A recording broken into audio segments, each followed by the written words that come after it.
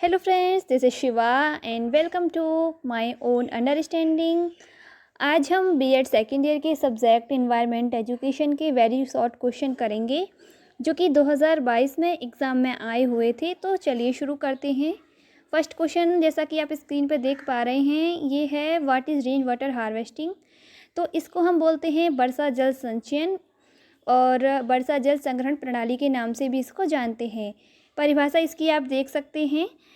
परिभाषा में है, यह वह तकनीक है जो मानव उपयोग के लिए वर्षा जल को एकत्रित और संग्रहित करती है तथा बाद में इस जल का हम अपनी आवश्यकता अनुसार विभिन्न कार्यों में उपयोग करते हैं। उदाहरण आप देख सकते हैं कि राजस्थान में पीने के पानी को स्टोर करने के लिए रूफटॉप रेन वाटर हार्वेस्टिंग का उपयोग किया जाता है। नेक्स्ट पेज पे चलते हैं। नेक्स्ट पेज पे आप देख सकते हैं कि रेन वाटर यानी बारिश के पानी को किस तरीके से राजस्थान में संग्रहित किया जाता है, और ये फतेहपुर का एक स्टेप वेल है तो किस तरीके से ये जल को संग्रहित किया गया है। नेक्स्ट पेज पे क्वेश्चन है हमारा, what is forest conservation act यानी वन संरक्षण अधिनियम क्या होता है। तो आपको ये बता दें कि ये अधिनियम 25 अक्टूबर 1980 को लागू हुआ था संपूर्ण देश में, लेकिन जम्मू कश्मीर को छोड़कर। ये अधिनियम है क्या, ये देख लेते हैं कि यह भारत में वनों की कटाई को नियंत्रित करने, जैव विविधता के संरक्षण और वन्य जीवों को बचाने के लिए बनाया गया है। लेकिन खासकर ये अधिनियम वनों की कटाई को नियंत्रित करने के लिए ही बनाया गया है। इस अधिनियम के अनुसार अगर आप वनों से लकड़ी को काट रहे हो या कटवा रहे हो तो उसके लिए परमिट का होना बहुत ज़रूरी है। किसका? परमिट का होना बहुत ज़रूरी है। परमिट ना होने की स्थिति में यह अधिनियम का उल्लंघन माना जाएगा। फिर है मुख्य उद्देश्य क्या है इसका। मुख्य उद्देश्य है इसका प्राकृतिक वनों को संरक्षित करना। तो ये आप ध्यान रखिएगा कि इसका मुख्य उद्देश्य है प्राकृतिक वनों को संरक्षित करना, और इस अधिनियम का 1988 में संशोधन भी किया जा चुका है। नेक्स्ट पेज पे चलते हैं। नेक्स्ट क्वेश्चन है हमारा, विश्व पर्यावरण दिवस कब मनाया जाता है। तो ये आप सभी जानते होंगे, विश्व पर्यावरण दिवस 5 जून को मनाया जाता है। फिर है कोविड-19 की फुल फॉर्म क्या है। तो आप देख सकते हैं इसकी फुल फॉर्म है कोरोना वायरस डिजीज़ 2019। वैसे तो ये सिलेबस में नहीं है, लेकिन ये है एनवायरनमेंट से रिलेटेड, इसलिए क्वेश्चन एग्ज़ाम में आए थे। नेक्स्ट क्वेश्चन है हमारा 17, कोरोना पीड़ित रोगियों के लिए किस गैस की आपूर्ति का संकट होता है। तो ये है ऑक्सीजन। नेक्स्ट क्वेश्चन पे चलते हैं। ये है हमारा ऊर्जा नवीकरण संसाधनों से आप क्या समझते हैं। तो इस क्वेश्चन में बच्चे बहुत ज़्यादा कंफ्यूज होते हैं, तो आप प्लीज़ कंफ्यूज मत होइएगा, क्योंकि नवीकरण संसाधन यानी जिनका हम पुनः उपयोग कर सकते हैं, यानी जो पुनः नवीन हो सकते हैं। इसलिए मैंने यहाँ पे ये लाइन भी लिखी है कि पुनः नवीन हो सकने वाले, और इसको गैर परंपरागत स्रोत भी बोलते हैं, और ऊर्जा नवीकरण संसाधन तो क्वेश्चन में लिखा हुआ है ही।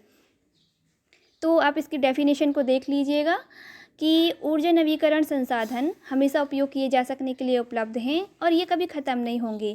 इस कारण इसे हरित ऊर्जा भी कहते हैं। एग्जाम्पल देख सकते हैं कि सौर ऊर्जा और पवन ऊर्जा, जल ऊर्जा, बायोगैस, भूतापीय ऊर्जा आदि, ये क्या है हमारे ऊर्जा नवीकरण संसाधन। तो जैसे कि सौर ऊर्जा होती है, सूर्य की ऊर्जा होती है, उसको हम विद्युत ऊर्जा में बदलते हैं तो उसे हम क्या कहते हैं, सौर ऊर्जा के रूप में उसे जानते हैं।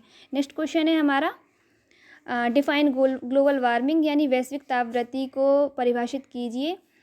तो आप देख सकते हैं मैंने इसका अर्थ भी लिखा है, तो अर्थ को एक बार देख लीजिएगा कि ग्लोबल वार्मिंग का अर्थ है पृथ्वी के तापमान में वृद्धि और इसके कारण मौसम में होने वाले परिवर्तन। और इसकी डेफिनेशन को देख लीजिए।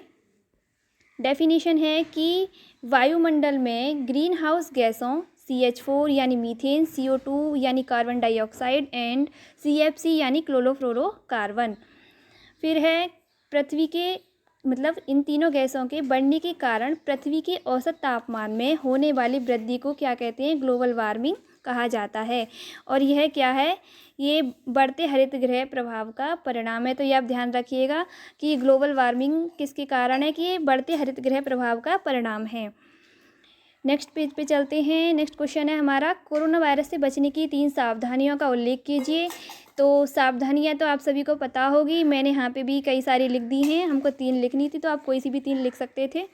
तो इसमें फर्स्ट लिखा है हमने कि अपने हाथों को बार बार साबुन और पानी से धोएं। नंबर 2 है साबुन और पानी उपलब्ध ना हो तो कम से कम 60% अल्कोहल आधारित हैंड सैनिटाइज़र का उपयोग करें।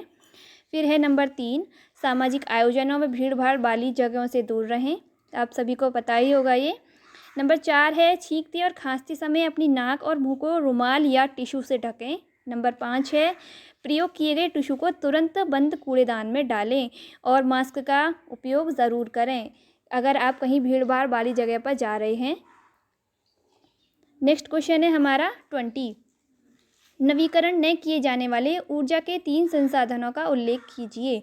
तो इस क्वेश्चन पे और जो अभी हमने पढ़ा था नवीकरण संसाधन और ये नवीकरण न किए जाने वाले संसाधन, इसमें बिल्कुल भी कंफ्यूज मत होइएगा। नवीकरण न किए जाने वाले ऊर्जा के संसाधन वो होते हैं जो मतलब पुनः नवीन नहीं हो सकते। इनका ये कई करोड़ों वर्षों में ये दोबारा बन के तैयार होते हैं, इसलिए इन्हें पुनः नवीन ना हो सकने वाले ऊर्जा के संसाधन कहते हैं। तो इसमें है हमारा कोयला है, तेल है, पेट्रोलियम, प्राकृतिक गैस हैं। नेक्स्ट क्वेश्चन है हमारा WHO का पूर्ण रूप लिखिए। तो WHO का पूर्ण रूप है वर्ल्ड हेल्थ ऑर्गेनाइजेशन यानी विश्व स्वास्थ्य संगठन। तो हमारे सारे क्वेश्चन कंप्लीट हो गए हैं। अगर आपको वीडियो अगर हमारी अच्छी लगी हो तो प्लीज़ वीडियो को लाइक करें और चैनल को सब्सक्राइब ज़रूर करें। Thank you.